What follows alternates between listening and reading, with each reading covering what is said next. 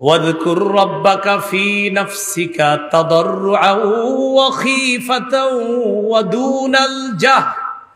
ودون الجهر من القول بالغدو والآصال ولا تكن من الغافلين واذكر ربك তুমি তোমার রবকে স্মরণ করো ফি নাফসিক মনে মনে তাদাররুআ বিনীতভাবে ওয়া খীফা ভয়ভীতি নিয়ে ওয়া দুনাল জাহরি মিনাল কওল অনুচ্চ সুরে বিল গুদুবি ওয়াল আসাল সকাল সন্ধ্যায় তুমি তোমার রবকে ডাকো মনে মনে জিকির করো মনে মনে তাদাররুআ বিনীতভাবে খীফা ভয় ভীতি নিয়ে দুনাল জাহরি মিনাল কওল অনুচ্চ সুরে জিন ইনসানকে সৃষ্টি করেছি ইবাদত করার জন্য জিন ইনসানকে ইবাদতের জন্য সৃষ্টি করেছে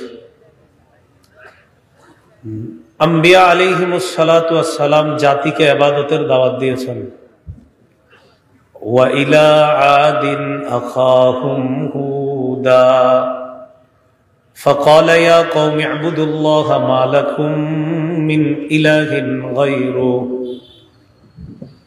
আদ জাতির নিকট তাদের ভাই হুদ আলাইহিস সালামকে পাঠিয়েছে তিনি তাদেরকে দাওয়াত দিয়েছেন হে আমার সম্প্রদায় তোমরা আল্লাহর ইবাদত করো তিনি ছাড়া কোনো ইলাহ নাই ওয়া ইলা সামুদ আখাহুম সালিহা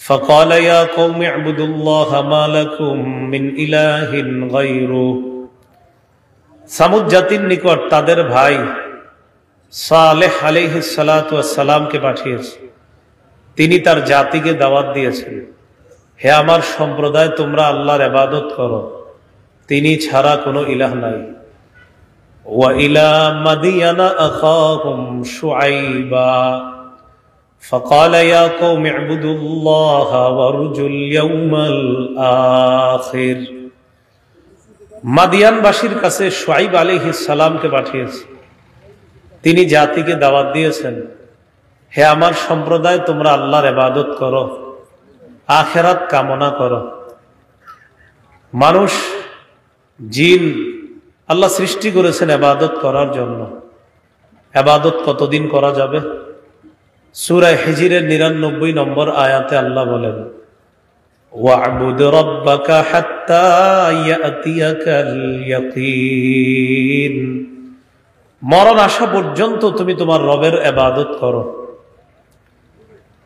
ইবাদত কোরআনে মৌলিকভাবে দুই প্রকার পাওয়া যায় একটা হলো সাধারণ দাসত্ব আর একটা বিশেষ দাসত্ব আল্লাহর রাজত্ব বরত্বের দাসত্ব ইমানদার এবং বেঈমান যারা আছে সবাই একদিন স্বীকার করবে ইমানদাররা দুনিয়াতেও করে আখিরাতেও করবে কাফের মুশরিক বেদিন যারা এরা দুনিয়াতে বুঝে যে সমস্ত ক্ষমতার মালিক আল্লাহ না বুঝার ভান ধরে কিন্তু আখিরাতে তারাও দাস রূপে উপস্থিত হবে কিন্তু কাজ হবে না সূরা মারিয়ামের 93 নম্বর আয়াতে আল্লাহ বলেন ইন কুল্লু মান ফিস সামাওয়াতি ওয়াল আরদি ইল্লা আতির রহমানি আবদা আসমান জমিনের যারা আছে যা কিছু আছে সবাই রহমানের কাছে দাস রূপে উপস্থিত হবে এটাকে বলা হয় সাধারণ দাসত্ব দুই নম্বর বিশেষ দাসত্ব বিশেষ গোলামি বা বিশেষ দাসত্ব করবে আল্লাহর বিশেষ ঈমানদার বান্দারা সূরা ফুরকানের 63 নম্বর আয়াতে আল্লাহ বলেন ওয়া ইবাদুর রহমানিল্লাযীনা ইয়ামশুনা আলাল আরদি হাওনা ওয়া ইযা খাতাবাহুমুল জাহিলুনা ক্বালু সালামা রহমানের প্রকৃত বান্দা তারা যারা দুনিয়াতে নম্র হয়ে চলে বিনয়ী হয়ে চলে অহংকার মুক্ত চলে ওয়া ইযা খাতাবাহুমুল জাহিলুনা ক্বালু সালামা জাহেলরা অজ্ঞরা যখন তাদেরকে সম্বোধন করে যখন তাদের সাথে কোনো বিতর্ক করতে চায় তখন তারা বলে সালামা শান্তি। এইখানে রহমানের বান্দা যারা, এরা বিশেষ বান্দা, এখানে রহমানের এই বিশেষ বান্দারা বিশেষ ইবাদত করে। তাহলে মৌলিকভাবে দাসত্ব, গোলামি দুই প্রকার। একটা হলো সাধারণ দাসত্ব, যেটা রহমানের কাছে দাস রূপে আসমান জমিনের সবাই উপস্থিত হবে। আরেকটা হলো বিশেষ দাসত্ব, বিশেষ গোলামি বা বিশেষ দাসত্ব করে আল্লাহর বিশেষ ইমানদার বান্দারা। ইবাদত উপকার লাভের দিক থেকে দুই প্রকার। আমি আপনি যে ইবাদত করি, এই উপকার লাভের দিক থেকে ইবাদত দুই প্রকার। এক নম্বর, নিজে ইবাদত করে উপকার লাভ করবেন। দুই, অন্যের সাহায্যে ইবাদত করে উপকার লাভ করা। আপনারা নামাজ পড়লেন, আজকে এশার নামাজ, কালকে ফজর পড়বেন ইনশাআল্লাহ। নিজে নিজে ইবাদত করলেন, এই ইবাদতের সওয়াব নিজে পাবেন। তাহলে এই ইবাদতের উপকারিতা আপনি নিজেই পেলেন। উপকারিতা লাভের দিক থেকে ইবাদত দুই প্রকার।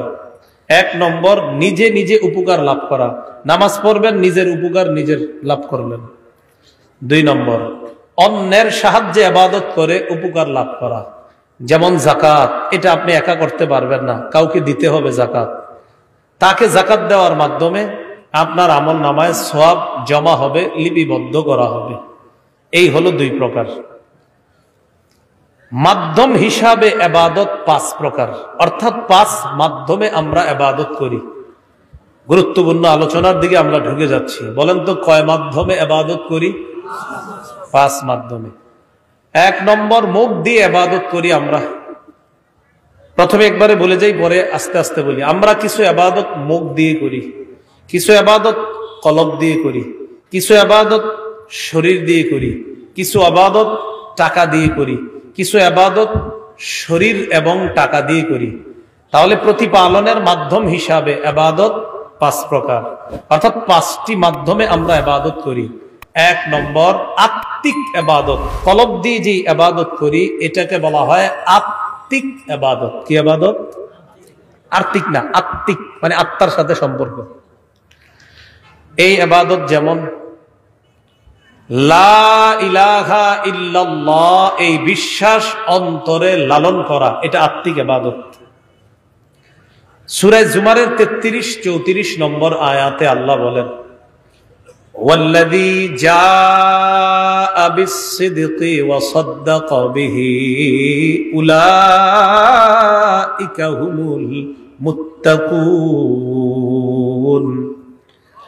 যে ব্যক্তি সত্য নিয়ে আসে এবং সত্যকে দিল থেকে ধারণ করে, সত্য বলে সত্যকে মেনে নেয়, যারা সত্য নিয়ে এসেছে আর সত্যকে সত্য বলে মেনে নেয়, আল্লাহ বলেন আমি তাদেরকে কোরআনে মুত্তাকি বলে ঘোষণা করলাম। কি বলে ঘোষণা করলাম? মুত্তাকি। সহিহ বুখারীর বর্ণনা 44 নম্বর হাদিস।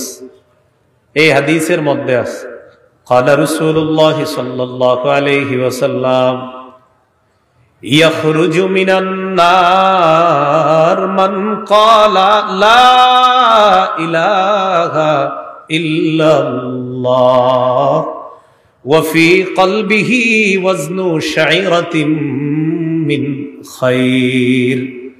রাসূলুল্লাহ সাল্লাল্লাহু আলাইহি সাল্লাম বলেন, যে ব্যক্তির অন্তরের মধ্যে জব পরিমাণ ঈমান থাকবে, জব পরিমাণ ঈমান থাকবে যার অন্তরের মধ্যে, এই ব্যক্তিও একদিন জাহান্নাম থেকে বের হয়ে যাবে।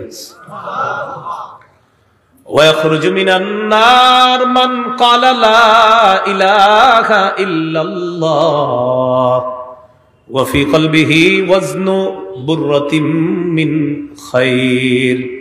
নবী বলেন, যার অন্তরে গম পরিমাণ ঈমান আছে, এই গম পরিমাণ ঈমানওয়ালা ব্যক্তিও ওই গম পরিমাণ ঈমানের পাওয়ারে অন্তর থেকে লালন করার কারণে একদিন জাহান্নাম থেকে বের হয়ে যাবে। ওয়াখরুজু মিনান নার মান ক্বালা লা ইলাহা ইল্লাল্লাহ ওয়া ফি কলবিহি ওয়াজনু যাররাতিন মিন খায়র। রাসূলুল্লাহ সাল্লাল্লাহু আলাইহি সাল্লাম বলেন, যার অন্তরে অনুপরিমাণ ঈমান আছে, এই ব্যক্তিও একদিন জাহান্নাম থেকে বের হয়ে যাবে। তাহলে লা ইলাহা ইল্লাল্লাহ অন্তরে ধারণ করা, এটা আত্মিক ইবাদত, অন্তরের ইবাদত। আল্লাহ আমাদের সকলকে অন্তরের এই গুরুত্বপূর্ণ ইবাদতটা অন্তরে যেন জেনে বুঝে ধারণ লালন পালন করতে পারি, আল্লাহ তৌফিক দান করেন। অন্তরের আরেকটা ইবাদত ইখলাস। বলেন কি নাম? ইখলাস। আল্লাহ বলেন ওয়ামা উমিরু ইল্লা লিয়াবুদুল্লাহা মুখলিসিনা লাহুদ্দিন। সূরা বাইয়িনার মধ্যে আল্লাহ বলেন তাদেরকে আদেশ করা হয়েছে তারা যেন দ্বীনকে আল্লাহর জন্য খাঁটি করে তারা ইবাদত করে, একনিষ্ঠভাবে ইবাদত করে। 23 নম্বর পারা 19 নম্বর পৃষ্ঠার একদম শুরুতে আছে কুল ইন্নী উমিরতু আন আ'বুদাল্লাহা মুখলিসাল লাহুদ্দিন।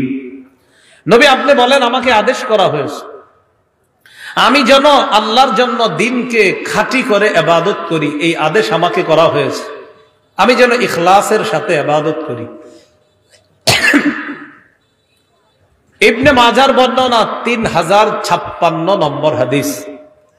এই হাদিসের মধ্যে আসছে قال رسول الله صلى الله عليه وسلم ثلاث لا يغل عليهن قلب رجل مؤمن।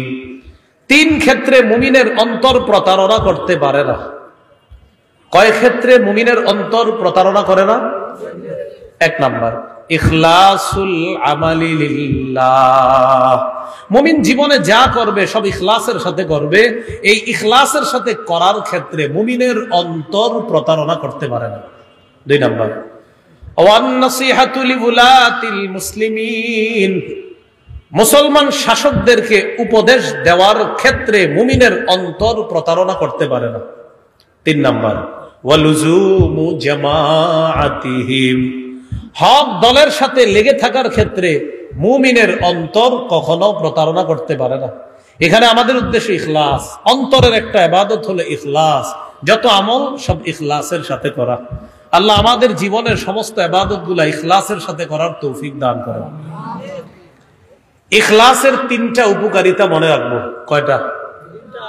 1 নাম্বার উপকার, ইখলাসের কারণে আমল কবুল হয়। নাসাইর বর্ণনা 3140 নম্বর হাদিস। রাসূলুল্লাহ সাল্লাল্লাহু আলাইহি সাল্লামকে প্রশ্ন করা হলো আরাআইতা রাজুলান গাজা ইয়ালতামিসুল আজরা ওয়াজ যিকরা মা লাহু ইয়া রাসূলুল্লাহ। হুজুর, এক ব্যক্তি আল্লাহর রাস্তায় জিহাদ করেছে। এই ব্যক্তি জিহাদের উদ্দেশ্য হলো সওয়াব কামাই করা আর নাম কাম কামাই করা। হুজুর, সে কি কোনো প্রতিদান পাবে? নবীজি জবাব দিলেন লা শাইআ লাহু, সে কিছুই পাবে না। আ'আদাহা সালাসা মাররাত। আল্লাহ নবীকে 3 বার প্রশ্নটা পুনরায় করা হলে আল্লাহ নবী 3 বার জবাব দেয় লা শাইআ লাহু, লা শাইআ লাহু, লা শাইআ লাহ। সে কিছুই পাবে না, সে কিছুই পাবে না, সে কিছুই পাবে না। কারণ সে প্রতিদানও চায় আবার নাম কামও চায়। ইখলাস না থাকার কারণে সে কিচ্ছু পাবে না। হাদিসের শেষে নবী বলেন ইন্নাল্লাহা লা ইয়াকবালু মিনাল আমালি ইল্লা মা কানা লাহু খালিসা ওয়াবতুলিয়া বিহি ওয়াজহুহু।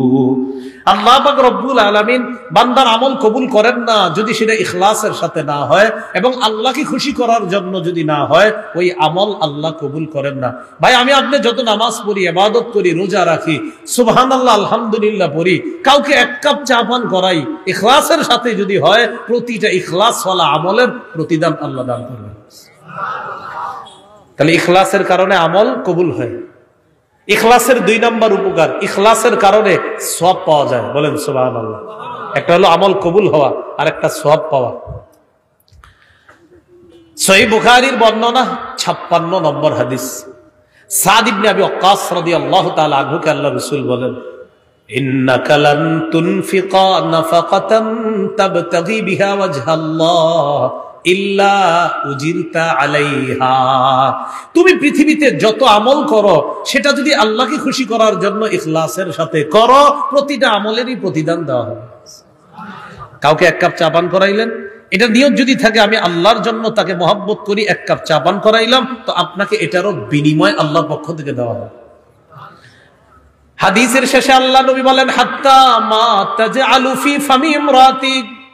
তুমি যদি তোমার বিবির মুখের মধ্যে এক লোকমা খাবার উঠা দাও, এই খাবার উঠানোর সময় যদি তোমার ইখলাস থাকে, আল্লাহকে খুশি করার জন্য যদি হয়, আল্লাহ নবী বলেন এই লোকমার কারণেও তোমার আমলনামায় সওয়াব লিপিবদ্ধ হয়ে যাবে। হাত্তা মা তাজআলু ফি ফামি ইমরাতিক, তোমার বিবির মুখে যা রাখো তুমি, যেই লোকমাটা উঠিয়ে দাও, এটাও যদি ইখলাসের সাথে হয় সওয়াব হবে। তাহলে ইখলাসের 3 উপকার: 1 নাম্বার আমল কবুল, 2 নাম্বার সওয়াব, 3 পাপ মাফ করে দেওয়া হয়, সুবহানাল্লাহ, গুনাহ ক্ষমা করা হয়। সহিহ বুখারীর 3467 নম্বর হাদিসের বর্ণনা। এই হাদিসের মধ্যে আসছে ক্বালা রাসূলুল্লাহ সাল্লাল্লাহু আলাইহি ওয়াসাল্লাম বাইনামা কালবুন ইউতিফু বিরাকিয়া, একবার একটা কুকুর কূপের পাশে হাঁপাইতেছে। পিপাসার যন্ত্রণায় কুকুরটা কূপের পাশে এইভাবে বারবার প্রদক্ষিণ করে, কাদা ইয়াকতুলুহুল আত, পিপাসার কারণে তার মারা যাওয়ার উপক্রম। কুকুরটা বারবার জিহ্বা বের করতেছে, মারা যাবে যাবে অবস্থা। রাআতহু বাগিয়ুম মিন বাগায়া বনি ইসরাঈল, বনি ইসরাইলের একজন ব্যভিচারিণী নারী কুকুরটাকে দেখছে, কষ্ট পাইতেছে। ফানাযাআত মুকাআহা, ওই নারী তার মৌজা খুলছে, খোলার পর মৌজা দিয়ে পানি উঠায়া সাকাতহু, কুকুরকে পানি পান করাইছে। আল্লাহ রাসূল বলেন ফাগফিরা লাহা বিহি, এই আমলের কারণে তাকে মাফ করে দেওয়া হয়। সুবহানাল্লাহ, ইখলাস ওয়ালা আমলের কারণে ক্ষমা করে দেওয়া হয়। এ হলো ইখলাসের 3 উপকার আমরা জানলাম। বলেন তো আমরা কয় মাধ্যমে ইবাদত করি? 1 নাম্বার কলব দিয়ে। কলবের একটা ইবাদত লা ইলাহা ইল্লাল্লাহ অন্তরে ধারণ করা। কলবের আরেকটা ইবাদত ইখলাস। কলবের আরেকটা ইবাদত বিশুদ্ধ নিয়ত। পড়ি একটু সবাই, কি নিয়ত? বিশুদ্ধ নিয়ত। সহিহ বুখারীর 1 নম্বর হাদিস, ওমর ইবনুল খাত্তাব রাদিয়াল্লাহু তাআলা আনহুর বর্ণনা, তার থেকে আলকামা ইবনে ওয়াক্কাস আল-লাইসি বর্ণনা করেছেন। আলকামা ইবনে ওয়াক্কাস আল-লাইসি ওমর ইবনুল খাত্তাব থেকে, ওমর ইবনুল খাত্তাব মিম্বরে দাঁড়িয়ে হাদিসটা বলেছেন যে রাসূলুল্লাহ সাল্লাল্লাহু আলাইহি সাল্লামকে আমি বলতে শুনেছি ইন্নামাল আ'মালু বিন্নিয়াত, নবীজি বলেছেন আমলের প্রতিদান দেওয়া হয় বিন্নিয়াত, বিশুদ্ধ নিয়তের কারণে। নিয়ত যদি বিশুদ্ধ হয় তাহলে আমলের প্রতিদান পাওয়া যায়। তাহলে বিশুদ্ধ নিয়ত এটা অন্তরের আমল। একটু আমার সাথে যদি বলেন তাহলে মনে থাকবে বিষয়টা। বলেন, বিশুদ্ধ নিয়ত ওয়ালা ছোট ইবাদত আল্লাহর কাছে বড় হয়ে যায়, বিশুদ্ধ নিয়ত ছাড়া বড় ইবাদত আল্লাহর কাছে ছোট হয়ে যায়। কি শিখলাম? বিশুদ্ধ নিয়তের কারণে ছোট ইবাদত বড় হয়ে যায়, বিশুদ্ধ নিয়ত না থাকার কারণে বড় ইবাদত ছোট হয়ে যায়। একটা কিতাব আছে ইবনে রজব হাম্বলির লেখা, জামিউল উলুম ওয়াল হিকাম, 1 নম্বর খণ্ড 13 নম্বর পৃষ্ঠা। আব্দুল্লাহ ইবনে মুবারক রাহমাতুল্লাহি আলাইহির বক্তব্য, তিনি বলেন রুব্বা আমালিন সগীরিন তুআজ্জিমুহুন নিয়্যাহ ওয়া রুব্বা আমালিন কাবীরিন তুসাগগিরুহুন নিয়্যাহ। আব্দুল্লাহ ইবনুল মুবারক রাহমাতুল্লাহি আলাইহি বলেন, এমন অনেক ছোট ছোট আমল তুআজ্জিমুহুন নিয়্যাহ, বিশুদ্ধ নিয়ত ওই ছোট আমলটা অনেক বড় বানায় দেয়। বিশুদ্ধ নিয়ত ছোট আমলটাকে বড় বানায়। ওয়া রুব্বা আমালিন কাবীর তুসাগগিরুহুন নিয়্যাহ, অনেক বড় বড় আমল নিয়ত অশুদ্ধ হওয়ার কারণে ছোট হয়ে যায়। নাউজুবিল্লাহ। 1 টাকা ইখলাস ওয়ালা, 1 কোটি ইখলাস ছাড়া ওই 1 টাকা ইখলাস ওয়ালা আল্লাহর কাছে বেশি দামি। 1 কোটি ইখলাস ছাড়া এটা দামি না। আল্লাহ আমাদেরকে কথাগুলা বুঝার তৌফিক দান করেন। তাহলে বিশুদ্ধ নিয়ত এটা অন্তরের ইবাদত। অন্তরের আরেকটা ইবাদত ফিকির করা। বলেন, সুন্দর চিন্তা ভাবনা করা। একটু বলেন তো। হ্যাঁ, সুন্দর বসে রয়েছেন, চুপচাপ ভাবলেন এই আসমান খুঁটি ছাড়া কে বানাইলো, এই জমিন এত বড় বিছানা কে বানাইলো, তো চিন্তা করবেন। সূরা আলী ইমরানের 191 নম্বর আয়াতে জ্ঞানীদের পরিচয় আল্লাহ তুলে ধরেছেন এইভাবে, আল্লাযীনা ইয়াযকুরুনাল্লাহা কিয়ামান ওয়া কুউদান ওয়া আলা জুনুবিহিম। আল্লাহ বলেন জ্ঞানী তারা যারা দাঁড়িয়ে আল্লাহকে স্মরণ করে, বসে বসে স্মরণ করে, ওয়া আলা জুনুবিহিম, যারা শুয়ে শুয়ে আল্লাহর জিকির করে, ওয়া ইয়াতাফাক্কারুনা ফি খালকিস সামাওয়াতি ওয়াল আরদ, যারা আসমান জমিনের সৃষ্টি নিয়ে চিন্তা করে, করার পর বলে রব্বানা মা খালাকতা হাযা বাতিলান সুবহানাক ফাকিনা আযাবান নার। আসমান জমিনের সৃষ্টি নিয়ে চিন্তা করে বলে, ও আমাদের রব, আমরা আপনার পুত পবিত্রতা বর্ণনা করছি, এই আসমান আর জমিন আপনি অনর্থক সৃষ্টি করেন নাই, আমরা আপনার পুত পবিত্রতা বর্ণনা করছি, আমাদেরকে জাহান্নামের আগুন থেকে, আগুনের আযাব থেকে আমাদেরকে আপনি রক্ষা করেন। তাহলে ফিকির করা অন্তরের ইবাদত। বৈশা রয়েছেন একা একা, ভালো ফিকির চিন্তা ভাবনা করা, এটা আত্মিক ইবাদত। আত্মিক আরেকটা ইবাদত তাওয়াক্কুল করা, ভরসা করা আল্লাহর উপর। আল্লাহ রব্বুল আলামিন বলেন, ওয়া মাইয়া তাওয়াক্কাল আলাল্লাহি ফাহুয়া হাসবু। যে ব্যক্তি আল্লাহর উপর ভরসা করে, আল্লাহ তার জন্য যথেষ্ট হয়ে যায়। এর মানে আপনারা আগামীকাল সকালে সব চাকরি ছেড়ে দিয়ে ঘরে বসে থাকবেন, এটার নাম তাওয়াক্কুল না। তাওয়াক্কুল হলো আপনার পক্ষ থেকে সব চেষ্টা প্রচেষ্টা করবেন, পূর্ণতা আল্লাহ দান করবেন, আপনি সব চেষ্টা করার পর বলবেন আল্লাহ ভরসা, ইনশাল্লাহ কিচ্ছু হবে না, এটার নাম তাওয়াক্কুল। আপনি গরু বাঁধবেন, বাঁধার পর গরুর ঘরের দরজাটা আটকাইবেন, আয়াতুল কুরসি পরে বন্ধ করবেন, এরপর বলবেন আল্লাহ ভরসা, ইনশাল্লাহ চোরে কিচ্ছু করতে পারবে না, এটাকে বলা হয় তাওয়াক্কুল। দরজা খুলে গরুটা আপনি ছেড়ে রাখলেন আর বললেন কোনো সমস্যা নাই, চোর এটা নিবে না, আল্লাহর উপর ভরসা করতেছি, এটাকে তাওয়াক্কুল বলা হয় না। তাহলে প্রস্তুতি নেওয়া, চেষ্টা করা, প্রচেষ্টা করা, এরপর বলা আল্লাহর উপর ভরসা করতেছি, ইনশাআল্লাহ কিচ্ছু হবে না, আল্লাহ ভরসা, এটাকে বলা হয় তাওয়াক্কুল। তো তাওয়াক্কুল এটাও আত্মিক ইবাদত। তাহলে আবার আগের জায়গায় আসি, মাধ্যম হিসাবে ইবাদত কয় প্রকার? এক নাম্বার আত্মিক ইবাদত, দুই নাম্বার মৌখিক ইবাদত। দুই নাম্বার মৌখিক ইবাদত, যে ইবাদত আমরা মুখ দিয়ে করি। এই যে আমি এখন মুখ দিয়ে কথা বলতেছি, এটা মৌখিক ইবাদত। একটু আমরা মৌখিক ইবাদত করি, সুবহানাল্লাহ, আলহামদুলিল্লাহ, লা ইলাহা ইল্লাল্লাহ, আল্লাহু আকবার। দেখি মনে আসেনি আপনাদের? আত্মিক ইবাদতের মধ্যে একটা ছিল লা ইলাহা ইল্লাল্লাহ অন্তরে ধারণ করা। এবার মৌখিক ইবাদতটাও লা ইলাহা ইল্লাল্লাহ মুখে স্বীকার করা, এটা মৌখিক ইবাদত। সহিহ বুখারীর 25 নম্বর হাদিসের বর্ণনা, আব্দুল্লাহ ইবনে ওমর রাদিয়াল্লাহু তাআলা আনহুমার বর্ণনা, তিনি বলেন, উমিরতু আন উকাতিলান নাস হাত্তা ইয়াশহাদু আল্লাহ ইলাহা ইল্লাল্লাহ ওয়া আন্না মুহাম্মাদার রাসূলুল্লাহ। যতক্ষণ পর্যন্ত মানুষ এই সাক্ষী দিবে আল্লাহ ছাড়া কোনো ইলাহ নাই, মুহাম্মদ সাল্লাল্লাহু আলাইহি সাল্লাম আল্লাহর রাসূল, ততক্ষণ পর্যন্ত আমি আদিষ্ট হয়েছি তাদের বিরুদ্ধে যেন লড়াই অব্যাহত রাখি। মুখ দিয়ে যতক্ষণ বলবে লা ইলাহা ইল্লাল্লাহ, এটা যতক্ষণ না স্বীকার করবে ততক্ষণ আমাকে বলা হয়েছে লড়াই চালিয়ে যাওয়ার জন্য। এখান থেকে শিখতেছি আমরা যে লা ইলাহা ইল্লাল্লাহ মুখে স্বীকার করা, এটা মৌখিক ইবাদত। একটা হলো অন্তরে ধারণ করা, এটা আত্মিক ইবাদত, আর একটা মুখে স্বীকার করা, এটা মৌখিক ইবাদত। মৌখিক ইবাদতের মধ্যে আরেকটা একটু বলি, বলেন তিলাওয়াতুল কুরআন। কি বলেন তো? তিলাওয়াতুল কুরআন। তিরমিজির বর্ণনা 1333 নম্বর হাদিস, এই হাদিসের মধ্যে আসছে, قال رسول الله صلى الله عليه وسلم الجاهر بالقرآن كالجاهر بالصدقة والمسر بالقرآن كالمسر بالصدقة।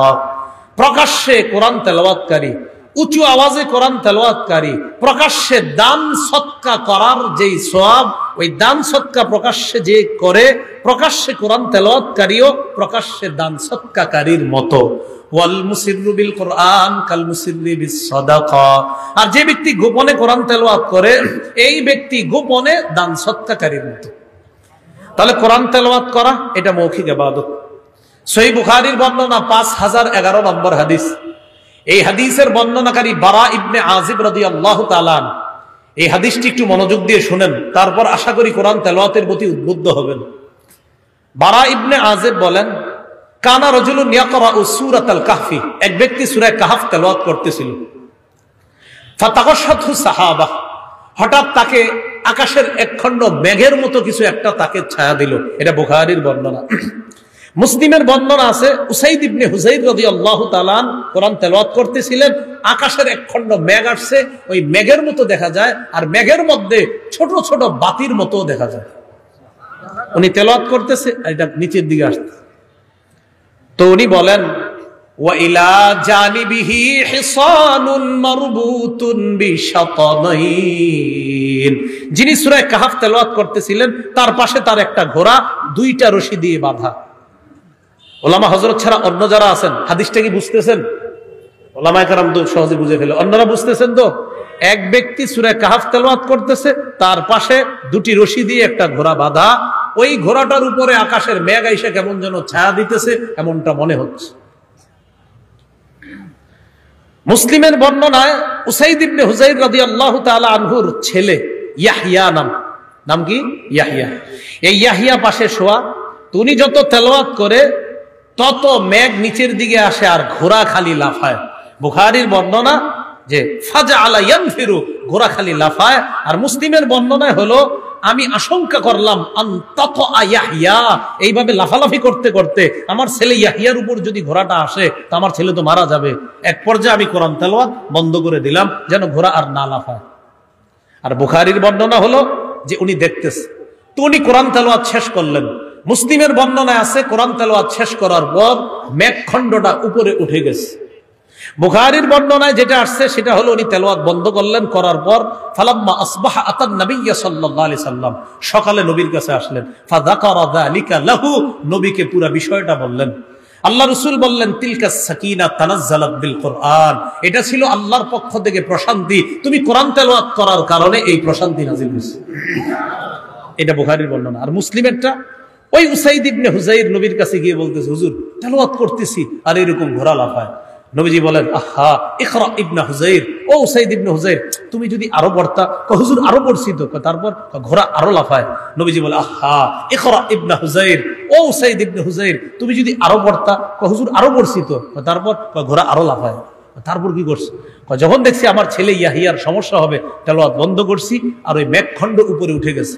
নবীজি বললেন, তুমি যদি ফজর পর্যন্ত পড়তা, ফজরের সময় মুসল্লিরা তোমার বাসার সামনে দিয়ে যখন যাইতো, তারাও স্বচক্ষে ওই দৃশ্য দেখতো। এটা কারা ছিল জানো? তিলকা সাকিনা, এটা ছিল প্রশান্তি। আর এটার মাঝে যে একটু লাইটের মতো দেখতেছিলা, তিলকাল মালাইকা, তারা ছিল ফেরেশতা। তাসতামিউ লাক, তোমার কোরআন তারা কান পেতে শোনার জন্য দুনিয়াতে চলে আসছে। তাহলে কি শিখলাম? মৌখিক একটা ইবাদত তেলাওয়াতুল কোরআন। আর এই যে জোরে সুবহানাল্লাহটা পড়ছেন, পড়ার পরে আগামী এক মাসেও কোরআনটা খুলবেন না। সুবহানাল্লাহর মিটারে কি বোঝা যাইতেছে যে আজকেই পড়বো, কিন্তু আসলে তো পড়বো না। মানে এটা আমি খারাপ ধারণা করতেছি, যদিও ঠিক না, আসলে পড়বে কিন্তু। তো বিষয়টা হলো আপনার সুবহানাল্লাহর আওয়াজে মনে হইতেছে না হুজুর ইনশাআল্লাহ আমরা, আচ্ছা যাই হোক, তো পড়বেন ইনশাআল্লাহ। আমি আমার ওই কথা উড্ডু করে নিচ্ছি, আপনারা পড়বেন ইনশাআল্লাহ। তাহলে কোরআন পড়বেন, নিয়মিত পড়বেন, কোরআন তেলাওয়াত নিয়মিত করবেন। আমি বলি কোরআন মানে মুখস্থ পড়েন ঠিক, কিন্তু কোরআনটা খুইলা ডেলি কিছু হইলে পড়েন, খুলে পড়বেন। কেন? আমি প্রায় সময় বলি, কোরআন খুলে নিয়মিত কিছু পড়লে কোরআনের সাথে আলাদা একটা ভালোবাসা তৈরি হয়। এই ভালোবাসা মহব্বতটা দেখবেন, আপনি 2 মাস কোরআন খুইলা ডেলি পড়েন, হঠাৎ একদিন কোনো কারণে পড়েন নাই, হঠাৎ না পড়তে করার কারণে ওই দারুল উলুমের মোতায়েম সাহেবের কাছে বল, হুজুর মনটা খারাপ। কেন বাবা? 2 মাস কোরআন পড়ছি ডেলি, খুব ভালো লাগতো, আজকে হঠাৎ কোরআন পড়তে পারি নাই, এই জন্য এত কষ্ট লাগতেছে। তো আলেমরা আপনাকে সমাধান দিবে, হ্যাঁ কোরআনের সাথে তোমার ভালোবাসা তৈরি হয়ে গেছে, আর এই ভালোবাসাটা একদিন মিস হওয়ার কারণে তুমি এখন খুব কষ্ট পাইতেছ। তাহলে কোরআনের সাথে আমরা মহব্বত তৈরি করব, বলি ইনশাআল্লাহ। তিরমিজির বর্ণনা 2910 নম্বর হাদিস, 2910 নম্বর হাদিস। এই হাদিসের মধ্যে আসছে, قال رسول الله صلى الله عليه وسلم من قرأ حرفا من كتاب الله فله به حسنة, যে ব্যক্তি কোরআনের একটা অক্ষর তেলাওয়াত করে তার আমলনামায় একটা সওয়াব, ওয়াল হাসানাতু বিআশরি আমসালিহা, ওই একটা আবার 10 গুণ বাড়ায়। আর মানে একটা অক্ষর তেলাওয়াত করলে সাথে সাথে তার আমলনামায় 10টা নেকি লিপিবদ্ধ হয়ে যায়। নবীজি বলেন, লা আকুলু আলিফ লাম মিম, হারফুন ওয়ালাকিন আলিফুন হারফুন ওয়া লামুন হারফুন ওয়া মিমুন হারফুন। রাসূলুল্লাহ সাল্লাল্লাহু আলাইহি সাল্লাম বলেন, আলিফ লাম মিম এই পুরাটা একটা অক্ষর আমি বলছি না, কিন্তু আলিফ একটা অক্ষর, লাম একটা অক্ষর, মিম একটা অক্ষর। এর মানে আলিফ লাম মিম কেউ যদি পড়ে তার আমলনামায় 30টা নেকি লিপিবদ্ধ হয়েছে। একটু বলি আমরা, আলহামদু, আলহামদু বলেন। হামজা লাম জবর আল, হামিম জবর হাম, দাল পেশ দু, আলহামদু। আবার আলহামদু। আমরা মোট 250 সওয়াব পাইছি সবাই। কয়শো? 250। আলহামদুতে 5 অক্ষর, 5 অক্ষরে 50টা। পরে আবার বললাম 100টা হইল। এরপরে আবার আপনাদেরকে বানান করায় বললাম, বানানে আমাদের 2বার হয়েছে, বানানের সময় হয়েছে 2বার। তাহলে 2বারে হইলো আপনার যদি 2বার হয় 50 দুগুণে 100, আগের 100 আর পরে 100, 200। শেষে আবার একবার আমরা বলছি আলহামদু, এই হলো আরো 50, 250 নেকি। ইয়াকিন করেন সবার আমলনামা আল্লাহ দিয়ে দিয়েছে। এই জন্য কোরআন তেলাওয়াত বিশুদ্ধভাবে আমরা শিখবো। এইভাবে বয়স হয়ে গেলেও সমস্যা নাই। কোরআন যদি অশুদ্ধ থাকে, এই মাদ্রাসা আছে, মসজিদ আছে, ইমাম সাহেবের কাছে যান, গিয়ে বলেন বয়স্ক শিক্ষা চালু করেন। অথবা হুজুর আমার পার্সোনাল আপনি পড়ান, আমি তো ভুল করছি, আমার কোরআন বিশুদ্ধভাবে হয় না, আপনি একটু আমাকে শিখাই দেন। আল্লাহ তৌফিক দান করেন। মাধ্যম হিসাবে ইবাদত কয় প্রকার? 5 প্রকার। দ্বিতীয় প্রকার মৌখিক ইবাদত। মৌখিক ইবাদতের মধ্যে একটা গেল তিলাওয়াতুল কোরআন, আর একটা গেল লা ইলাহা ইল্লাল্লাহর স্বীকার করা। মৌখিক ইবাদতের মধ্যে আরেকটা একটু বলি, বলেন দোয়া করা। আল্লাহ মাফ করেন, আল্লাহ আমাকে ক্ষমা করেন, এই দোয়া করা। সূরা আরাফের 55 নম্বর আয়াতে আল্লাহ বলেন, উদউ রাব্বাকুম তাদাররুআন ওয়া খুফিয়া। তোমরা তোমাদের রবকে ডাকো তাদাররুআ বিনীতভাবে, ওয়া খুফিয়া ভয় ভীতি নিয়ে চুপে চুপে আল্লাহকে তোমরা ডাকো। নবীজি বলেন, ইরবাউ আলা আনফুসিকুম ফাইন্নাকুম লাইসা তাদউনা আসাম্মা ওয়ালা গায়িবা ইন্নাকুম তাদউনা সামিআন করিবা। তোমরা নিজেদের প্রতি সদয় হও। তোমরা আল্লাহকে এত বেশি জোরে জোরে যে ডাকতে হবে এমন না, আল্লাহরে আস্তে আস্তেও যদি ডাকো তাও সমস্যা নাই। আল্লাহরে যেই রবকে তোমরা ডাকো সেই রব বধির না, সেই রব অনুপস্থিত না। ইন্নাকুম তাদউনা সামিআন করিবা, এমন রবকে তোমরা দোয়ায় ডাকো যেই রব সামিআ সর্বশ্রোতা, সব শুনেন, করিবা অতি নিকটে থেকেই সবকিছু শুনেন। সাহাবায়ে কেরাম নবীজিরে প্রশ্ন করছে, আকারিবুন রব্বুনা ফানুনাজিহি আম বাঈদুন ফানুনাদি। ইয়া রাসূলুল্লাহ, আমাদের রব কি নিকটে যে রবকে আমরা চুপে চুপে ডাকবো, নাকি রব দূরে রবকে জোরে ডাকবো? আবার বুঝেন, সাহাবায়ে কেরাম প্রশ্ন করলেন, ইয়া রাসূলুল্লাহ, আল্লাহ কি আমাদের অতি নিকটে যে আল্লাহকে আস্তে আস্তে ডাকবো, নাকি রব অনেক দূরে যে রবকে জোরে জোরে ডাকবো?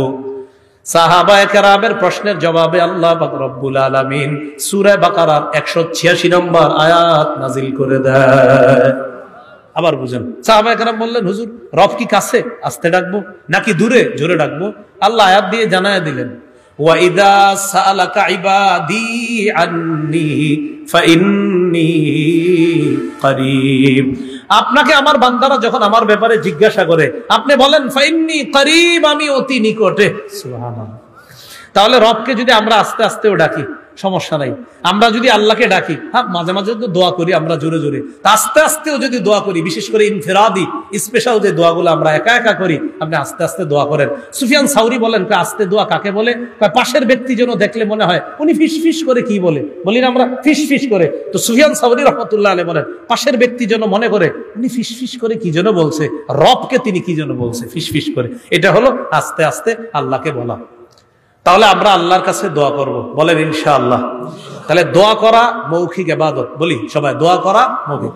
রাসূলুল্লাহ সাল্লাল্লাহু আলাইহি সাল্লাম বলেন, আদ-দুআউ হুয়াল ইবাদা, দোয়াটাই ইবাদত, দোয়া করাটাই এটা একটা ইবাদত। আল্লাহ আমাদের সকলকে ইবাদত, এই মৌখিক ইবাদতটা যেন আমরা বেশি বেশি করতে পারি, আল্লাহ তৌফিক দান করেন। তাহলে লা ইলাহা ইল্লাল্লাহ গেল, তেলাওয়াতুল কোরআন গেল, দোয়া গেল। এবার আরেকটা বলেন, জিকির করা। কি করা? জিকির, এটাও মৌখিক ইবাদত। জিকির করা কি ইবাদত? মৌখিক ইবাদত। সূরা আরাফের 205 নম্বর আয়াতে আল্লাহ বলেন, ওয়াযকুর রাব্বাকা ফি নাফসিকা তাদাররুআন ওয়া খীফাতান ওয়া দুনাল জাহরি মিনাল কওলি বিল গুদুবি ওয়াল আসাল ওয়া লা তাকুম মিনাল গাফিলিন। ওয়াযকুর রাব্বাক, তুমি তোমার রবকে স্মরণ করো, ফি নাফসিক, মনে মনে, তাদাররুআ, বিনীতভাবে, ওয়া খীফা, ভয়ভীতি নিয়ে, ওয়া দুনাল জাহরি মিনাল কওল, অনুচ্চ সুরে, বিল গুদুবি ওয়াল আসাল, সকাল সন্ধ্যায় তুমি তোমার রবকে ডাকো, মনে মনে জিকির করো, মনে মনে, তাদাররুআ, বিনীতভাবে, খীফা, ভয় ভীতি নিয়ে, দুনাল জাহরি মিনাল কওল, অনুচ্চ সুরে। মাঝে মাঝে আমরা ইনফিরাদি যে জিকিরগুলা করি, মসজিদ থেকে সব মুসল্লি বের হয়ে গেছে, কোনায় বৈশা বৈশা আস্তে আস্তে একটু জিকির করেন। এই জিকিরের জিকির মজা শুধু নিজেই বুঝবেন, কাউরে বুঝাইতে পারবেন না, এরকম মজা। এটা একদিন কইরা দেখেন, আপনি তো করবেন না। হ্যাঁ, মানে আমরা কইলে আপনি করবেন না মনে হয়? সবাই বলেন হ্যাঁ, একদিন কইরা দেখবেন, আসলে মজা পাবেন। মজা না পাইলে টাকা ফেরত, আসলে মজা পাবেন ইনশাআল্লাহ। হ্যাঁ, আপনি এইভাবে ইনফিরাদি জিকির করেন, একটু আস্তে আস্তে, একা একা, বৈশাখ কেউ নাই আশেপাশে, নাতিশীতোষ্ণ একটা আবহাওয়া আছে, হালকা হালকা নিবু নিবু লাইট জ্বলতেছে, একটু ঘরের মধ্যেও যদি হয় একটু জিকির করেন, এই মজা এটা আপনি নিজেই পাবেন ইনশাআল্লাহ তাআলা। তাহলে জিকির করা এটা মৌখিক ইবাদত। আল্লাহ আমাদেরকে ইবাদত করার তৌফিক দান করেন। 3 নাম্বার, শারীরিক ইবাদত, দৈহিক ইবাদত, নামাজ পড়া। শারীরিক ইবাদত কি করা? নামাজ পড়া, এটা একটা শারীরিক ইবাদত। এই ইবাদত গুলো আমরা করব। রোজা রাখা শারীরিক ইবাদত। আল্লাহ পাক রব্বুল আলামিন সূরা হজের মধ্যে বলেন, ইয়া আইয়ুহাল্লাযীনা আমানুর কাউ, হে ঈমানদারগণ তোমরা রুকু করো, ওয়াসজুদু, সিজদা করো। এগুলা হলো শারীরিক ইবাদত, নামাজ পড়া। রাসূলুল্লাহ সাল্লাল্লাহু আলাইহি সাল্লাম বলেন, আরাআইতুম লাউ আন্না নাহরান বিবাবি আহাদিকুম ইয়াগতাসিলু ফীহি কুল্লা ইয়াউমিন 5 মাররাত হাল ইয়াবকা মিন দারানিহি শাইউন? ক্বালু লা ইয়াবকা মিন দারানিহি শাইউন ইয়া রাসূলুল্লাহ। নবী বললেন, তোমাদের কারো বাসার সামনে একটা পুকুর আছে, ওই পুকুরে এক ব্যক্তি দৈনিক 5 বার গোসল করে, বলো তো তোমরা তার শরীরে কি কোনো ময়লা অবশিষ্ট থাকবে? সাহাবায়ে কেরাম বললেন, না। নবী বললেন, ফাযালিকা বিসতুস সালাওয়াতিল খামসি ইয়ামহুল্লাহু বিহিন্নাল খাতায়া। 5 ওয়াক্ত নামাজ যদি কেউ পড়ে, 5 বার গোসল করলে যেমন ময়লা থাকে না, 5 ওয়াক্ত নামাজ পড়লে তার গুনাহগুলা ধুয়ে মুছে আল্লাহ সাফ করে দেন। সুবহানাল্লাহ। এটা শারীরিক ইবাদত। 4 নাম্বার, আর্থিক ইবাদত, মানে সম্পদের ইবাদত। এটা হলো যাকাত করা, সদকা দেওয়া, যাকাত দেওয়া। রাসূলুল্লাহ সাল্লাল্লাহু আলাইহি সাল্লাম বলেন, মান আতাহুল্লাহু মালান ফালাম ইউআদ্দি যাকাতা। যাকে আল্লাহ সম্পদ দিয়েছে যাকাত দেয় না, যাকে আল্লাহ সম্পদ দিয়েছে কিন্তু সে যদি যাকাত না দেয়, মুসসিলা লাহু ইয়াউমাল কিয়ামাতি শুজাআন আকরা। কিয়ামতের ময়দানে 20 ধর সাপ, এই 20 ধর সাপে রূপান্তরিত হবে তার যাকাত না দেওয়া সম্পদগুলা। হওয়ার পর এইভাবে আপনার সামনে ফানাদারে বলবে, আনা কানজুকা আনা মালুকা, আমি তোমার সঞ্চিত সম্পদ, আমি তোমার সেই মাল, যে মাল তুমি যাকাত হিসাবে দেওয়ার কথা ছিল, দেও নাই। 1 লাখ টাকা যাকাত আসছে, 30,000 টাকা যাকাত দিয়া ছবি কিছু তুইলা ফেসবুকে দিয়ে পরের দিন লেখছে, গরিব অসহায়দেরকে যাকাতের টাকাটা দিয়ে খুব ভালো লাগছে, আলহামদুলিল্লাহ। দিছে কত? 30,000। বাকি রইল কত? বলেন সাপ বাকি রয়েছে, বলেন সাপ, সবাই বলেন। 70,000 সাপ কি বাকি রয়েছে? ওই যে ফেসবুকে লেখছে, আলহামদুলিল্লাহ, খুব ভালো লাগছে, অসহায়দেরকে সহযোগিতা করে। কত? 30,000 টাকার লুঙ্গি শাড়ি দিছে। 70,000 যে বাকি রয়েছে, আপনি বলবেন জি, কমেন্টে লিখে দিবেন যদি জানেন, জি বাকি সাপটাকে দিব।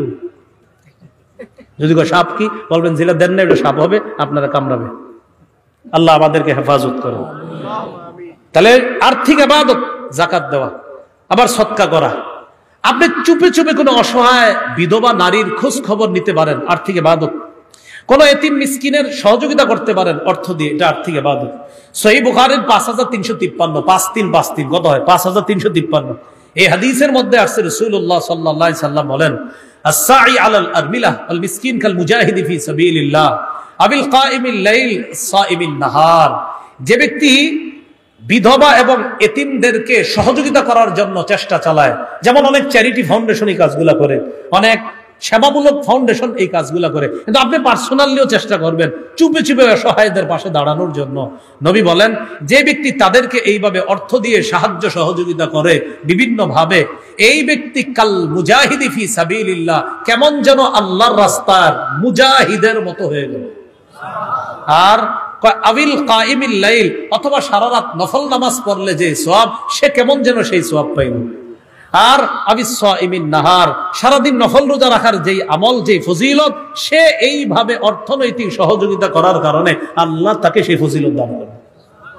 5 নাম্বার, আর্থিক এবং শারীরিক ইবাদত, এটা হলো হজ। আর্থিক এবং শারীরিক ইবাদত, এটা হলো কি? হজ।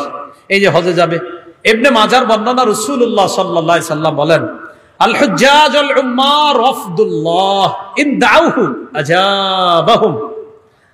রাসূলুল্লাহ সাল্লাল্লাহু আলাইহি সাল্লাম বলেন, হাজী সাহেবগণ আর উমরা আদায়কারী যারা, তারা হলো আল্লাহর প্রতিনিধি। ইন দাউহু, তারা যখন আল্লাহকে ডাকে, আজাবাহুম, আল্লাহ তাদের ডাকে সাড়া দেন। হাজী সাহেবরা, উমরাকারীরা আল্লাহকে ডাকলে আল্লাহ তাদের ডাকে কি করেন? সাড়া দেন। সহিহ বুখারীর 1521 নম্বর হাদিসের বর্ণনা, মান হাজ্জা লিল্লাহ ফালাম ইয়ারফুস ওয়ালাম ইয়াফসুক রাজাআ কায়াউমিন ওয়ালাদাতহু উম্মুহু। রাসূলুল্লাহ সাল্লাল্লাহু আলাইহি সাল্লাম বলেন, যে আল্লাহর জন্য হজ করলো, সে যদি কোনো অশ্লীল কার্যকলাপ না করে, অশ্লীল কথা না বলে, অশ্লীল কাজ না করে, সে হজ থেকে এমন ভাবে ফিরে আসবে যেন তার মা তাকে আজকে জন্ম দিয়েছে। সহিহ বুখারীর 1519 নম্বর হাদিস। রাসূলুল্লাহ সাল্লাল্লাহু আলাইহি সাল্লামকে প্রশ্ন করা হলো, আইয়ুল আমালি আফজল, কোন আমল সবচেয়ে শ্রেষ্ঠ? নবী বললেন, ঈমানুন বিল্লাহ ওয়া রাসূলি, আল্লাহর প্রতি বিশ্বাস স্থাপন করা, রাসূলের প্রতি বিশ্বাস স্থাপন করা। কিলা সুম্মা মাজা, প্রশ্ন করা হলো, এরপর সবচেয়ে শ্রেষ্ঠ ইবাদত কোনটা? নবী বললেন, জিহাদুন ফি সাবিলিল্লাহ, আল্লাহর রাস্তায় জিহাদ করা। কিলা সুম্মা মাজা, এরপর সবচেয়ে শ্রেষ্ঠ ইবাদত কোনটা? নবী বললেন, হজ্জুন মাবরুর, যেই হজ আল্লাহ কবুল করেন, ওই হজটা হলো এরপর শ্রেষ্ঠ ইবাদত। ওই হজটা কি? শ্রেষ্ঠ ইবাদত। এজন্য বুখারীর আরেক বর্ণনা আসছে, 1773 নম্বর হাদিসের বর্ণনা, নবী বলেন, আল হজ্জুল মাবরুর লাইসা লাহু জাযাউন ইল্লাল জান্নাহ, হজ্জে মাবরুরের পুরস্কার শুধুমাত্র জান্নাত। হজ্জে মাবরুরের পুরস্কার এটাই যে সে জান্নাত পেয়ে যাবে। এই হলো আর্থিক আর শারীরিক ইবাদত। দেখি এবার একটু মন দিয়ে শোনেন, বলেন তো উপকারিতা লাভের দিক থেকে ইবাদত কয় প্রকার? 2 প্রকার। একটা নিজে উপকার হওয়া, আর একটা অন্যের মাধ্যমে উপকার হওয়া। আচ্ছা বলেন তো, মৌলিক ভাবে দাসত্বের বিবেচনা ইবাদত কয় প্রকার? 2 প্রকার। একটা সাধারণ দাসত্ব আর একটা বিশেষ দাসত্ব। উপকারিতা লাভের দিক থেকে ইবাদত কয় প্রকার? 2 প্রকার। একটা নিজে ইবাদত করে উপকৃত হওয়া, আর একটা হলো অন্যের সাহায্যে ইবাদত করে উপকৃত হওয়া। এবার আসি মূল কথায়, সেটা হলো মাধ্যম হিসাবে ইবাদত কয় প্রকার? 5 প্রকার। 1 নম্বর আত্মিক ইবাদত, 2 নম্বর মৌখিক ইবাদত, 3 নম্বর দৈহিক বা শারীরিক ইবাদত, 4 নম্বর আর্থিক ইবাদত, 5 নম্বর আর্থিক এবং শারীরিক ইবাদত। এবার আসুন, হাদিসের মধ্যে ইবাদত কিভাবে পাওয়া যায়? হাদিসের মধ্যে ইবাদত শব্দটা তিরমিজির বর্ণনা 2201 নম্বর হাদিসে আসছে, রাসূলুল্লাহ সাল্লাল্লাহু আলাইহি সাল্লাম বলেন, আল ইবাদাতু ফিল হারজি কা হিজরাতিন ইলাইয়া। ফিতনা ফাসাদের জামানায়, কলহ বিপর্যয়ের সময় কোন ব্যক্তি ইবাদত করা আমি নবীর কাছে হিজরত করার সমপরিমাণ সওয়াব। কলহ বিপর্যয়ের সময় কেউ যদি ইবাদত করে, সে আমার কাছে হিজরত করার মতো কেমন যেন সওয়াব পাবে, এরকম। মুসনাদে আহমদের একটা হাদিস শুনেন, খুব মন দিয়ে হাদিসটা শুনবো। 6895 নম্বর হাদিস। এই হাদিসের বর্ণনাকারী আব্দুল্লাহ ইবনে আমর ইবনুল আস রাদিয়াল্লাহু তাআলা, নবীজি বলেন, ইন্নাল আবদা ইযা কানা আলা তরিকাতিন হাসানাতিন মিনাল ইবাদাহ, কোন বান্দা যখন একটা ইবাদতের সুন্দর পদ্ধতি অবলম্বন করে, যেমন আজকে আপনারা অনেকে নিয়ত করছেন যে আমি কালকে থেকে ডেইলি 2 পৃষ্ঠা কোরআন তেলাওয়াত করব, হয়তো কেউ নিয়ত করে ফেলছেন, কথার কথা। সুম্মা মারিদ, আপনি তেলাওয়াত যেই টাইমে করতেন, হঠাৎ একদিন অসুস্থ হয়ে গেছেন, কিন্তু এই তেলাওয়াতটা আর করতে পারতেছেন না অসুস্থতার কারণে। কিলা লিল মালাকিল মুআক্কালি বিহি, আপনার আমলনামা যে ফেরেশতা লেখে, সওয়াব লেখে, ওই ফেরেশতাকে আল্লাহর পক্ষ থেকে বলা হবে, উকতুব বিমিসলি আমালিহি ইদা কানা তালিকা, আমার বান্দা সুস্থ থাইকা ইন্না লিল্লাহ। মুসনাদে আহমদের হাদিসটা আবার শুনি, রাসূলুল্লাহ সাল্লাল্লাহু আলাইহি সাল্লাম বলেন, ইন্নাল আবদা ইদা কানা আলা তরিকাতিন হাসানাতিন মিনাল ইবাদাহ, বান্দা যখন কোনো একটা সুন্দর ইবাদতের পদ্ধতি গ্রহণ করে, ওই যে বললাম কেউ নিয়ত করছে ডেইলি কোরআন তেলাওয়াত করবে, তো অসুস্থ হয়ে গেছে একদিন আর তেলাওয়াত করতে পারতেছে না। আল্লাহ ফেরেশতাদেরকে বলেন, ও ফেরেশতারা উক্তুব বিমিসলি আমালিহি ইদা কানা তলিকা, সে সুস্থ থাকলে ইবাদত করত, আজকে আমার বান্দা অসুস্থতার কারণে ইবাদতটা করতে পারতেছে না, বাকি আমি আল্লাহ তো সওয়াবে কম দিতে পারি না, আমার বান্দা ইবাদত করত কিন্তু অসুস্থতার কারণে করতে পারতেছে না, তোমরা সওয়াব লেখা বন্ধ করবা না, সওয়াব লিখতে থাকো, সওয়াব কি করতে থাকো, লিখতে থাকো। এইজন্য আমরা ইবাদত করব, সময়গুলা নষ্ট করব না। সহিহ বুখারীর বর্ণনা 6412 নম্বর হাদিস, নবী বলেন, নি'মাতানে মাকবুলুন ফীহিমা কাসীরুম মিনান নাস, আস-সিহহাতু ওয়াল ফারাগ। দুটি নিয়ামতের ব্যাপারে মানুষ বড়ই উদাসীন, একটা হলো সুস্থতা, আরেকটা অবসর সময়। এই দুইটা নিয়ামত মানুষ হেলায় ফেলায় কাটিয়ে দেয়। উচিত হলো ইবাদতের মাধ্যমে যেন আমরা এই দুইটা গুরুত্বপূর্ণ নিয়ামতকে আমরা কাজে লাগাতে পারি। আল্লাহ তৌফিক দান করেন। প্রিয় মুসলমান ভাইয়েরা, রাসূলুল্লাহ সাল্লাল্লাহু আলাইহি ওয়াসাল্লাম এক হাদিসের মধ্যে বলেন, সহিহুল জামের মধ্যে আসছে হাদিসটা, ফাদলুল ইলমি আহাব্বু ইলাইয়া মিন ফাদলিল ইবাদা। আবেদরা ইবাদত করলে যেই ফজিলত, আলেমরা ইলম অন্বেষণ করা আমি নবীর কাছে আরো বেশি ফজিলত, আমি নবীর কাছে আরো বেশি ফজিলত। এই হলো মোটামুটি ভাবে ইবাদতের বিষয়ে আমরা কিছু বিষয় জানতে পারলাম। এখন দেখেন, প্রথম দুইটা কথা আবার স্মরণ করায় দিই। আল্লাহ বানাইছে আমাদেরকে ইবাদতের জন্য, কতদিন? মৃত্যু পর্যন্ত। এখান থেকে আমরা আলোচনা শুরু করেছিলাম, জীবন আর মৃত্যুর মাঝখানের সময়টা আমাদের হায়াত, এই হায়াতটাকে মূল্যায়ন করা, ইবাদতের মাধ্যমে সাজানোর চেষ্টা করা। রাসূলুল্লাহ সাল্লাল্লাহু আলাইহি সাল্লাম বলেন, ইগতানিম খামসান ক্বাবলা খামসিন, পাঁচটি জিনিসের পূর্বে পাঁচটি জিনিস মূল্যায়ন করো। বলেন কয় জিনিস মূল্যায়ন করা? পাঁচ। এক নাম্বার, শাবাবাকা ক্বাবলা হারামিক, তোমার বার্ধক্যে পৌঁছার আগে যৌবন কালটাকে তুমি মূল্যায়ন করো। দুই নাম্বার, অফারাগাকা ক্বাবলা শুগুলিক, ব্যস্ত হওয়ার পূর্বে অবসর সময়টাকে মূল্যায়ন করো। আপনি অফিসে যাচ্ছেন, আধা ঘন্টা দেরি আছে এখনো অফিসে পৌঁছতে, ওই মুহূর্তে আপনি সময়টা নষ্ট না করে চিন্তায় আনবেন আধা ঘন্টা পরে তো অফিসের কাজে লাগতে হবে, এই আধা ঘন্টা আমি জিকিরের মাধ্যমে আমার সময়টা আমি কাজে লাগাই। তো দুই নাম্বার, ফারাগাকা ক্বাবলা শুগুলিক। তিন নাম্বার, ওয়াসিহহাতাকা ক্বাবলা সাকামিক, অসুস্থ হওয়ার পূর্বে সুস্থতার সময়টা এটা তুমি মূল্যায়ন করো, এটাকে তুমি গনিমত মনে করো। চার নাম্বার, ওয়াগিনাকা ক্বাবলা ফাকরিক, দরিদ্র হওয়ার আগে টাকা পয়সা যখন থাকে এটাকে মূল্যায়ন করো, টাকাটা সঠিক খাতে ব্যয় করো। পাঁচ নাম্বার, ওয়াহায়াতাকা ক্বাবলা মাউতিক, মরার আগে জীবনটাকে মূল্যায়ন করো। ভাই, এটা আমার মূল কথা। এই জীবন, আমাদের জন্ম, আমাদের মৃত্যু, মাঝখানে আমাদের এই জীবনটা, এই জীবনটাকে মূল্যায়ন করা। সহিহ বুখারীর একটা হাদিসের মাধ্যমে আমি ইতি টানছি, 6413 নম্বর হাদিস। এই হাদিসে নবীজি বলেছেন, আল্লাহুম্মা লা আইশা ইল্লা আইশুল আখিরা, আল্লাহ আখিরাতের জীবন তো প্রকৃত জীবন, ফাসলিহিল আনসার ওয়াল মুহাজিরা, মুহাজির আনসার তাদেরকে আপনি সংশোধন করে দেন। হাদিস দ্বারা বোঝা যায় নবী সাহাবীদের জন্য দোয়া করছেন যেন তারা দুনিয়াতে থাকতেই আখিরাত ওয়ালা জীবন গঠন করতে পারে। সহিহ বুখারীর 6417 নম্বর হাদিসের অধীনে ইমাম বুখারী হযরত আলীর একটা বক্তব্য আনছেন, এই বক্তব্যটা একটু শুনেন। হযরত আলী বলেন, ইরতাহালাতিদ দুনিয়া মুদবিরাতান, দুনিয়া পিছিয়ে যাচ্ছে, ওয়ারতাহালাতিল আখিরা মুকবিলা, আখিরাত অগ্রসর হচ্ছে। হে পৃথিবীর মানুষ শোনো, লিকুল্লি ওয়াহিদাতিন মিনহুমা বানুনা, দুনিয়া আখিরাত উভয়ের সন্তান আছে, দুনিয়ারও সন্তান আছে, আখিরাতেরও সন্তান আছে। ফাকুনু মিন আবনাইল আখিরা, তোমরা আখিরাতের সন্তান হও, মানে দিনদার হও। ওয়ালা তাকুনু মিন আবনাইদ দুনিয়া, তোমরা দুনিয়ার সন্তান হও না, মানে দুনিয়াদার হও না। হযরত আলী বলেন, দুনিয়া পিছিয়ে যাচ্ছে, আখিরাত অগ্রসর হচ্ছে, দুনিয়ারও সন্তান আছে, আখিরাতেরও সন্তান আছে। দুনিয়ার সন্তান কারা? কয় যারা দুনিয়াদার, যারা আখিরাত ভুলে যায়। আখিরাতের সন্তান কারা? কয় যারা দুনিয়াতে থাইকাও আখিরাতকে স্মরণ রাখে, তারা আখিরাতের সন্তান, তারা হলো দিনদার। আল্লাহ আমাদের সকলের জীবন আর মৃত্যুর মাঝের সময়টা আমরা যেন দিনদার হয়ে কাটিয়ে আমরা ইবাদতের মাধ্যমে জীবনের সৌন্দর্যতা যেটা, এই সুন্দর জীবনটাকে আমরা নিয়ে যেন ইমানি জীবন আর ইমানি মরণ নিয়ে দুনিয়া থেকে বিদায় নিতে পারি। আল্লাহ তৌফিক দান করেন। সুবহানাল্লাহি ওয়া বিহামদিহি, সুবহানাকাল্লাহুম্মা ওয়া বিহামদিক, আশহাদু আল্লা ইলাহা ইল্লা আনতা, আস্তাগফিরুকা ওয়া আতুবু ইলাইক।